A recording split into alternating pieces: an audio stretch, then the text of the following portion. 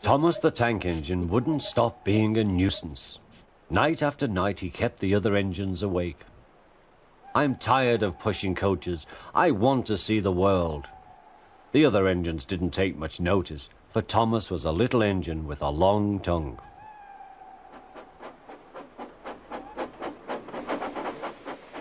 But one night, Edward came to the shed. He was a kind little engine and felt sorry for Thomas.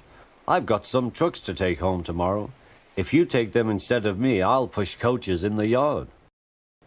"Thank you," said Thomas. "That will be nice."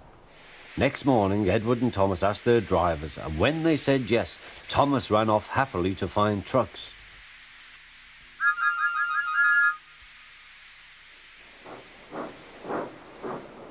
Now, trucks are silly and noisy. They talk a lot and don't attend to what they are doing. And I'm sorry to say they play tricks on an engine who is not used to them.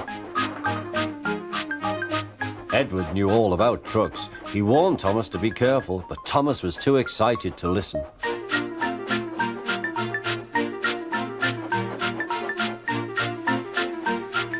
The shunter fastened the coupling, and when the signal dropped, Thomas was ready. The guard blew his whistle. "Peep, peep," answered Thomas, and started off. But the trucks weren't ready. "Oh, oh, oh," they screamed. "Wait, Thomas, wait." But Thomas wouldn't wait. Come on," he puffed.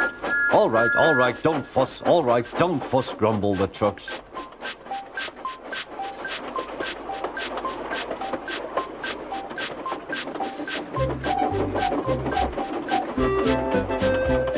Thomas began going faster and faster.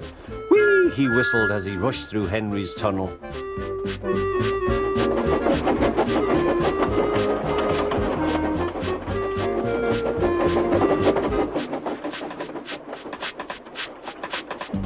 "Hurry, hurry," called Thomas. He was feeling very proud of himself, but the trucks grew crosser and crosser.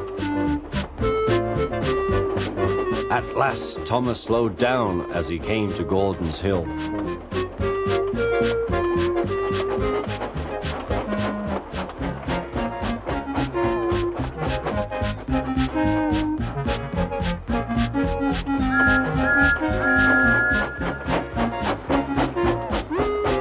"Steady now, steady," warned the driver as they reached the top. He began to put on the brakes. We're stopping," called Thomas.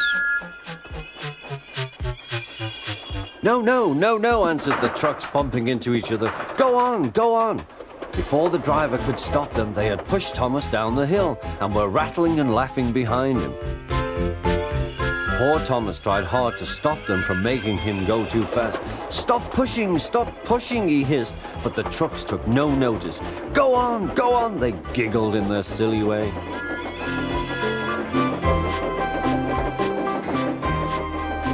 "There's the station. Oh dear, what shall I do?" he cried. They rattled straight through and swerved into the goods yard.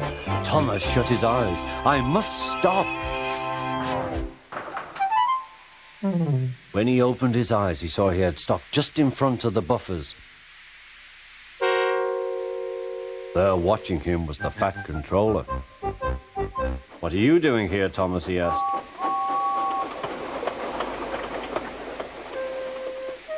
"I brought Edward's trucks," Thomas answered. "Why did you come so fast?" "I didn't mean to. I was pushed," said Thomas. "You've got a lot to learn about trucks then, little Thomas. After pushing them about here for a few weeks, you'll know almost as much about them as Edward. Then you'll be a really useful engine."